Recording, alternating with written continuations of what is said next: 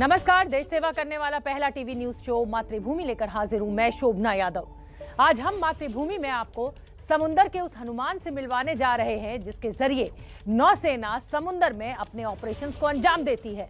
कल navy day है और उससे पहले एबीपी न्यूज की टीम गुजरात में नौसेना की टीम के साथ है। गुजरात के समुंदर से देखिए समुंदर की रक्षा करने वाले हनुमान पर हमारी ये खास रिपोर्ट जो पेश कर रहे हैं हमारे रक्षा reporter Neeraj Rajput.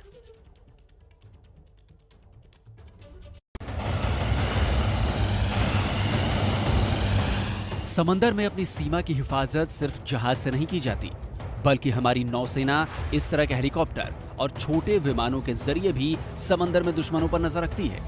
ABP news के रिपोर्टर नीरज राजपूत और कैमरामैन वेद पांडे आपको दिखा रहे हैं कि कैसे नौसेना का हेलीकॉप्टर गुजरात के समंदर में गश्त लगा रहा है।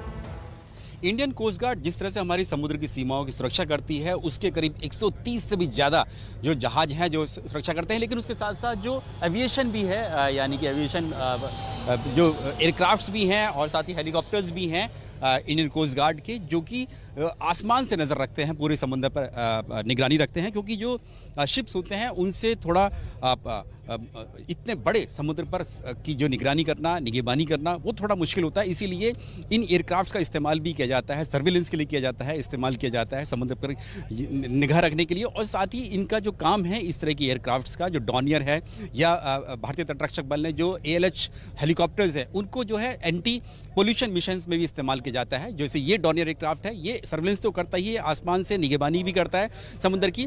इसके अलावा जो अगर कोई दुर्घटना हो जाती है जिसमें किसी जहाज से, बोट से जो ऑयल लीक होने का या तेल रिसाव होने का खतरा पैदा होता है, प्रदूषण फैलता है समुद्र में, तो उसके लिए इन डॉनियर एयरक्राफ्ट्स में जो है खासतौर से जो टैंक्स लगे हुए हैं जिसमें OSD यानी कि ऑयल स्पिल डिस्पर्सल होता है, जो कि डाल दी जाता है। अगर कहीं समुद्र में अगर ये तेल रिसाव होता है तो वहाँ पर उसको ऊपर डाल दिया जाता है, ताकि वो जो तेल होता है वो जो जमकर जो है वो नीचे समंदर की तलहटी में चला जाता है। उससे क्या होता है कि समंदर में जो मैरीन लाइफ होती है, यानी कि जो समुद्री जीव जंतु होते हैं, उनको नुकसान नहीं होता। तो ये भी मुख्य चार्टर है इंडियन कोस्ट गार्ड का, हमारे देश की समुद्री सीमाओं की सुरक्षा के साथ साथ प्रदूषण को नियंत्रण रखना।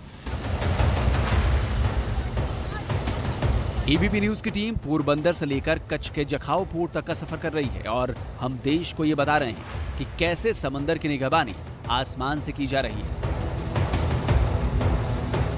दर्शकों को बता दें कि नौसेना अपने हेलीकॉप्टर और छोटे विमानों का इस्तेमाल समंदर में प्रदूषण नियंत्रण और सर्च एंड रेस्क्यू ऑपरेशन के लिए भी करती है। जिस वक्त हमारी टीम जहाज पर सवार होकर रिपोर्टिंग कर रही थी, उस वक्त नौसेना समंदर में बचाव का ड्रिल कर रही थी। सर्च एंड रेस्क्यू बेहद महत्वपूर्ण जिम्मेदारी है इंडियन कोस्ट गार्ड की। समुद्र में कोई भी मछुआरा हो, कोई भी बोट हो, अगर कोई फंस जाता है, मछुआरा फंस जाता है, तो उसको जो है ढूंढ निकालना, उसकी जिम्मेदारी भी इंडियन कोस्ट गार्ड की। जैसे अभी हम देख रहे हैं ये जो ऑपरेशन चल रहा है, मिशन चल रहा है, ये ड्रिल है जिसमें एक जो शख्स है वो डूबा हुआ है पानी में, समुद्र में, जो कैमरामैन वेद पांडे दिखा रहे हैं, उसको कैसे विंच करके यानी कि ऊपर खींचना है उसको। उसके लिए ये इंडियन कोस्ट गार्ड का जो हेलीकॉप्टर है ALH ध्रुव है, ये पहुंचा है और ये इस शख्स को जो कि पानी में डूबा हुआ दिखाई दे रहा है उसको ढूंढकर उसको सुरक्षित जो है वो ले जाएगा तट पर, यानी कोस्ट पर ले जाएगा।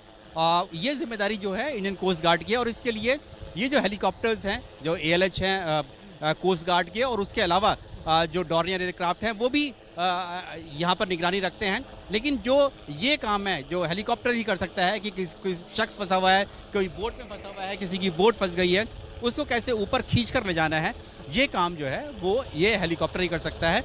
जो कि अभी हम लोग देख रहे हैं ये एक ड्रिल है। इस ड्रिल में दिखाया जा रहा है कि एक शख्स जो है वो फंसा हुआ है, समुद्र में बह रहा है, और उसके लिए ये देखिए नीचे जो ये एक रस्सी फेंकी है हेलीकॉप्टर ने, और उस रस्सी को इस शख्स को पकड़ना है और उसके ऊपर फिर ये खींच कर ले जाएगा। बहुत मुश्किल ये होता है क्योंकि एक ही जगह पर ALH हेलीकॉप्टर जो है वो एक ही जगह पर खड़ा रहता है, और ये इसीलिए होता है कि एक जगह होवर करता है। और देखिए ये अब इसको पकड़ लेगा और उसके बाद फिर ये ऊपर खींचकर, ये देखिए ऊपर ऐसे खींचकर ऊपर ले जाता है। तो ये सर्च एंड रेस्क्यू जो है एक बेहद महत्वपूर्ण जो चार्टर है इंडियन कोस्ट गार्ड का, कि समुद्र में अगर हमारी समुद्र में कोई फंसा हुआ है, और हम लोग देखते हैं कि जब से इंडियन कोस्ट गार्ड की स्थापना हुई है 70 के दशक के आखिरी सालों में 1977-78 में। उसके बाद से 10,000 से ज़्यादा लोगों को इंडियन कोस्ट गार्ड ने बचाया है अपनी समुद्री सीमाओं में। अभी इंडियन कोस्ट गार्ड के बेड़े में 60 से भी ज्यादा विमान हैं जो दिन रात देश की 7,500 किलोमीटर से भी ज्यादा लंबी कोस्ट लाइन यानी तटीय सीमाओं की निगरानी करते हैं। दुनिया में अगर सबसे मुश्किल काम कहा जाए तो वो होगा नेवल एविएशन। नेवल एविएशन यानी कि समंदर में हेलीकॉप्टर या फिर विमान को उड़ाना। ये कहना था नील आर्मस्ट्रांग का, जो दुनिया के जाने माने एस्ट्रोनॉट थे। और उनसे जब पूछा गया था तो उन्होंने कहा था कि समंदर के ऊपर किसी विमान को, हेलीकॉप्टर को उड़ाना सबसे मुश्किल काम है, क्योंकि समुद्र में किसी भी तरह से कोई इतना बड़ा समुद्र होता है, वहां पर किसी को ढूंढना, किसी को अपना रनवे पता करना कि कहां पर लैंड करना है, या फिर जैसे कि इस वक्त हम अरब सागर में हैं, इंडियन कोस्ट गार्ड की एक जहाज पर हैं, ICGS सजग पर, तो वहां पर हेलीकॉप्टर्स अपना ऑपरेशन कर रहे हैं कि किस तरह से अगर कोई सर्च एंड रेस्क्यू ऑपरेशन करना है इतने बड़े समुद्र में, किसी छोटी बोट को या कोई शख्स डूब गया है या कोई मछुआरे की बोट फंस गई है, उसको कैसे ढूंढना है, ये सबसे मुश्किल काम होता है। और इंडियन कोस्ट गार्ड अपने 60 से भी ज्यादा जो एयरक्राफ्ट हैं, हेलीकॉप्टर्स हैं, उनके जरिए हमारे जो समुद्र हैं उनकी जो हमारा जो सर्च एंड रेस्क्यू का जो पूरा एरिया है, इंडियन कोस्ट गार्ड की जिम्मेदारी है, AOR है, एरिया ऑफ रिस्पॉन्सिबिलिटी है, उसमें इस तरह से लगातार अपने ऑपरेशन करते रहते हैं। गुजरात के पोरबंदर में तटरक्षक बल का कोस्ट गार्ड एविएशन सेंटर है। यहाँ पर कोस्ट गार्ड के डॉर्नियर टोही विमान और स्वदेशी एडवांस लाइट हेलीकॉप्टर तैनात हैं। साल 2025 तक नौसेना का प्लान अपने विमानों में 100 विमानों को शामिल करने का है। New model of corona that is on its way. आज मैं किसानों की बात करना चाह रहा था। कुछ दिन पहले पार्लियामेंट हाउस में एक सवाल पूछा गया। सवाल ये था कि क्या नेशनल गवर्नमेंट किसानों को कॉम्पनसेशन, जो हमारे 700 किसान भाइयों की मृत्यु हुई, वो उनको कॉम्पनसेशन देने वाली है, हाँ या ना। और जवाब मिला था कि हिंदुस्तान की सरकार के पास किसानों का कोई रिकॉर्ड नहीं है। उनको ये नहीं मालूम कि ये कौन से किसान, 700 किसान हैं, इनके नाम क्या हैं, इनको कुछ नहीं मालूम। अंग्रेजी में पढ़ लेता हूँ exact question. Whether the government proposes to provide financial assistance to the kin of farmers who died during the said agitation. If so, the details thereof, and if not, the reasons why. And the ministry answers, the Ministry of Agriculture and Farmers Welfare has no record in the matter, and hence the question does not arise. Record नहीं है तो compensation किसका? तो हमने थोड़ा काम किया। अब पंजाब की सरकार ने, कहाँ है? पंजाब के सरकार के पास 403 नाम हैं। उनको हमने 5 लाख रुपए का कॉम्पनसेशन दिया है। और 150 कितने 152 लोगों को हमने नौकरी दी है, और बाकी लोगों को भी हम नौकरी देने वाले हैं। तो पहली बात तो यह है कि 700 में से 500 तो यहां हैं, नाम, एड्रेस, फोन नंबर। हाँ, 403 ये हैं एंड 100 ये हैं। हाँ, तो ये तो लिस्ट है। सरकार यहां कह रही है कि हमारे पास लिस्ट नहीं है, तो ये हमने लिस्ट उनको पकड़ा दी कि लीजिए 500 नाम है। बाकी जो बचे हैं वो पब्लिक रिकॉर्ड से हमारे पास हैं, उसको वेरीफाई करके 700 लोगों को ये कॉम्पनसेशन दे दें।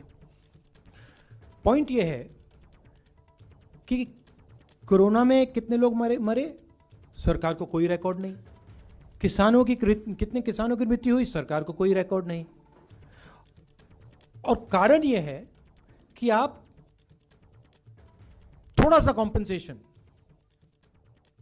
मतलब लाखों करोड़ रुपए की बात नहीं हो रही है, थोड़ा सा कॉम्पनसेशन इन लोगों को नहीं देना चाहते हो।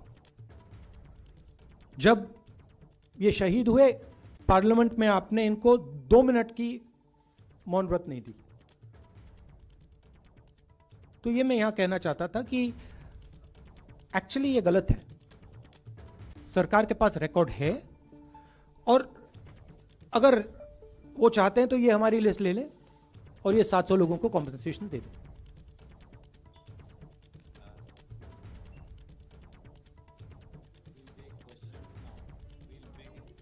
अंग्रेजी कर देते हैं। Question was asked in Parliament as to whether the government is going to compensate 700 farmers who passed away, who were martyred. And government answered that we have no record of any of these people. We have no record of these 700 people. As it turns out, we did some homework and we have 403 people who the government of Punjab has compensated 5 lakh rupees each and has given jobs to. 100 and how many people are given jobs?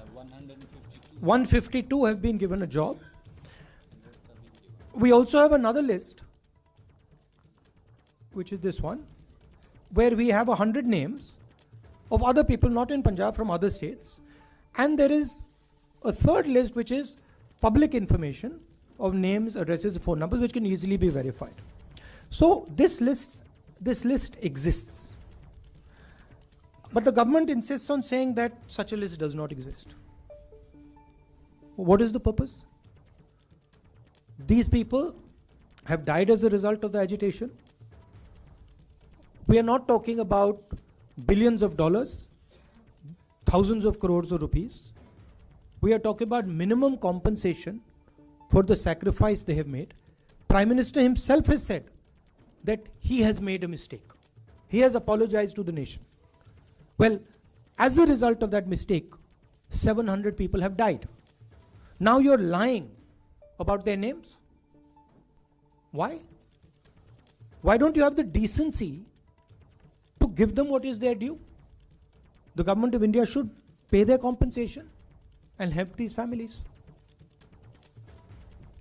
Thank you, sir. We'll begin with ANI, Siddharth.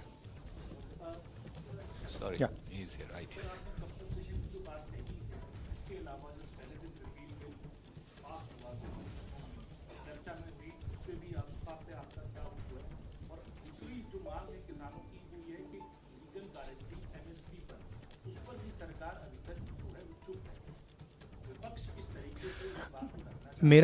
मेरा कहना है कि जो 2-3 सबसे बड़े उद्योगपति प्रधानमंत्री के और सरकार के जो मित्र हैं, उनके लिए ये कुछ भी कर देते हैं।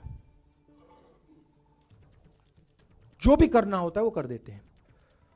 मगर जब किसान को ज़रूरत होती है, मजदूर को ज़रूरत होती है, तो कहते हैं ये तो है ही नहीं लोग। मतलब इनका कहना है कि ये 700 लोग हैं जिनकी मृत्यु हुई, ये तो है ही नहीं। तो कांग्रेस के नेता राहुल गांधी का बड़ा हमला सरकार के ऊपर। उन किसानों को मुआवजा देना चाहिए जिनकी जान गई है आंदोलन के दौरान, और अगर सरकार के पास रिकॉर्ड नहीं है तो कांग्रेस पार्टी वो रिकॉर्ड दे सकती है। किसान आंदोलन को लेकर विवादित बयान देना अभिनेत्री कंगना रनौत को भारी पड़ रहा है। पंजाब के श्री कीरतपुर साहिब में किसानों ने आज कंगना रनौत के काफिले को रोका और जमकर नारेबाजी की।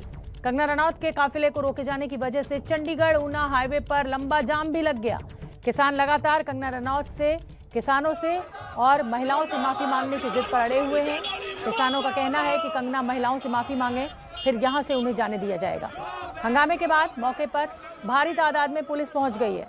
हमारे सहयोगी जगविंदर पटियाल ज्यादा जानकारी लिए हुए जुड़ रहे हैं। जगविंदर, इस समय का क्या अपडेट है? क्या किसानों ने कंगना रनौत के काफिले को निकल जाने दिया है या अभी भी स्थिति जस की तस? स्थिति जस की तस बनी हुई है। अभी शोभना काफिला वहीं पर रुका है। बूंगा साहिब पड़ता है। ये मनाली से कंगना आ रही थी, चंडीगढ़ वो उनको पहुंचना था और एयरपोर्ट से उनको मुंबई की फ्लाइट पकड़नी थी, लेकिन किसानों को बीच में एक खबर लग गई और उन्होंने बूंगा साहिब के पास उनका हाईवे पर रास्ता रोक लिया। उनकी मर्सिडीज गाड़ी को पूरे काफिले के साथ वहीं रोका गया है। कंगना ने ये कहा है, एक वीडियो उन्होंने भी जारी किया अंदर से, और वो ये कह रही है कि उनके खिलाफ खामखा पॉलिटिक्स की जा रही है, जबकि किसानों का कहना यह है कि जब तक वो हमारी महिलाओं से माफी नहीं मांगेंगी उनका रास्ता खोला नहीं जाएगा। पुलिस खड़ी है लेकिन किसानों से जोर जबरदस्ती या उनको पीछे खदेड़ने की हिम्मत अभी नहीं कर पा रही है। लिहाजा दोनों तरफ ये रास्ता जो है मनाली के साथ साथ जो बाकी पंजाब के हिस्से हैं या धर्मशाला साइड जो हिमाचल को जाता है उसको भी चंडीगढ़ से कनेक्ट करता है ये हाईवे। लिहाजा भारी जाम दोनों तरफ पर लगा हुआ है। बहुत बहुत धन्यवाद जगविंदर पटियाल इस पूरी जानकारी के लिए। तो देखिए किसान किस तरीके से गुस्से में हैं, कंगना रनौत से माफी की मांग कर रहे हैं और नारेबाजी हो रही है।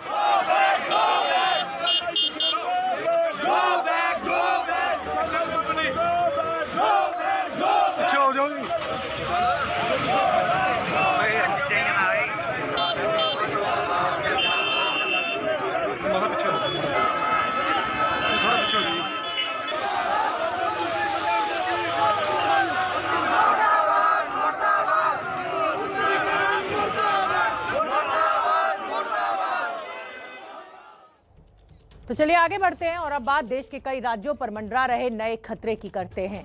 खतरा चक्रवाती तूफान जवाद का। ये तूफान आज देर रात या कल सुबह ओडिशा और आंध्र प्रदेश के समुद्री तटों से टकरा सकता है। मौसम विभाग ने ओडिशा, आंध्र प्रदेश और पश्चिम बंगाल में भारी बारिश की चेतावनी दी है। कई इलाकों में अभी से तेज हवाओं के साथ मूसलाधार बारिश शुरू भी हो चुकी है। ओडिशा और आंध्र प्रदेश में रेड अलर्ट जारी कर दिया गया है इस तूफान को देखते हुए।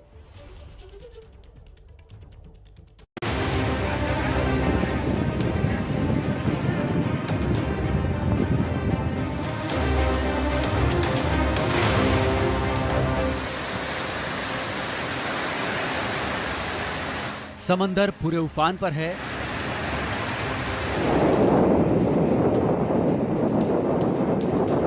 कोस्ट गार्ड के जवान मछुआरों को समंदर से लौटने की चेतावनी दे रहे हैं।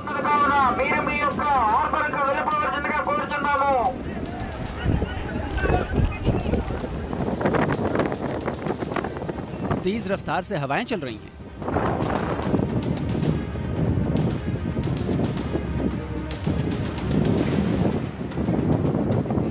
आंध्र प्रदेश, ओडिशा और पश्चिम बंगाल में कई जगह भारी बारिश शुरू हो गई है।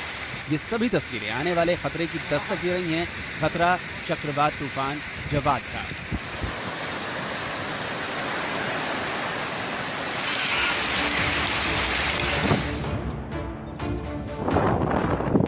मौसम विभाग के मुताबिक जवाद तूफान आज देर रात या शनिवार सुबह आंध्र प्रदेश और ओडिशा के तटों से टकराएगा। अभी ये तूफान विशाखापट्टनम से 500 किलोमीटर और ओडिशा के गोपालपुर से करीब 600 किलोमीटर की दूरी पर है। अगले 12 घंटों में तूफान आ सकता है और तब हवा की गति 100 किलोमीटर प्रति घंटे की रह सकती है। यही वजह है कि आंध्र प्रदेश और ओडिशा पूरी तरह अलर्ट पर है। गृह मंत्रालय पल पल स्थिति पर नजर बनाए हुए है। एनडीआरएफ की ऐसी ही 29 टीमों को समंदर किनारे और शहर के अलग अलग इलाकों में तैनात किया गया है। इन टीमों को नाव, ट्री कटर और एडवांस इक्विपमेंट के साथ तैनात किया गया है ताकि तूफान खत्म होते ही रेस्टोरेशन और रेस्क्यू का काम जल्द से जल्द किया जा सके। तूफान के खतरे को देखते हुए लोगों को तटीय इलाकों से हटाकर सुरक्षित जगहों तक पहुंचाया जा रहा है। कई इलाकों में तेज बारिश अभी से शुरू हो गई है, इसलिए आज और कल 2 दिन के लिए आंध्र प्रदेश और ओडिशा के कई जिलों में स्कूल और कॉलेज बंद कर दिए गए हैं। कई जिलों में रेड अलर्ट भी जारी किया गया है। ओडिशा के तट पर तूफान के टकराने की आशंका के बीच रेलवे ने अगले 2 दिन के लिए 95 ट्रेनें रद्द कर दी हैं। लोगों को घरों में रहने की सलाह दी गई है क्योंकि जब तूफान समुद्री तट से टकराएगा तब हवा की रफ्तार 100 किलोमीटर प्रति घंटे की रह सकती है। साथ में भारी बारिश का भी अनुमान है, इसलिए सरकार और प्रशासन सावधान रहने की अपील कर रहे हैं।